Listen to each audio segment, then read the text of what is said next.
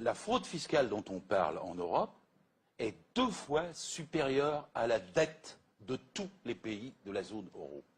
2 fois supérieure. Il faut comprendre ça pour les Français. Parce que normalement, ça devrait faire la une de tous les médias pendant des jours et des jours. La crise est résolue. Le chômage est résolu. Nous n'avons pas besoin de prendre 9 milliards à la sécurité sociale, 11 milliards aux collectivités territoriales, de baisser de 50 milliards les besoins sociaux dans le budget prochain. Il suffit de reprendre l'argent aux voleurs. Parce que c'est bien de ça dont il s'agit. Il n'y a pas que l'affaire Swiss Leaks. Il y a eu avant 168 journalistes offshore Leaks, il y a plusieurs années, qui ont mis à jour tous les réseaux financiers de la planète. Là, il y en avait 154. LuxLeaks.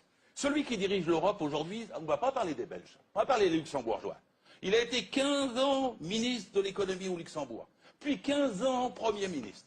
Pendant ces 30 ans-là, il a blanchi l'argent de 340 entreprises. C'est estimé à un total de 2400 milliards d'euros.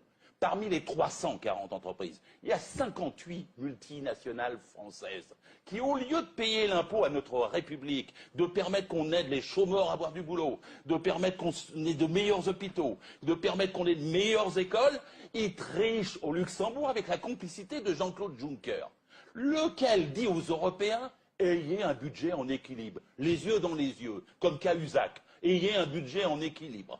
Et il leur dit « ne dépassez pas ». Pendant qu'il triche et que c'est lui qui fraude sur le budget qui permet qu'il ne soit pas en équilibre. On est quand même dans un système inouï. Je ne sais même pas comment les peuples européens ne se révoltent pas face à ça. C'est dans leur poche.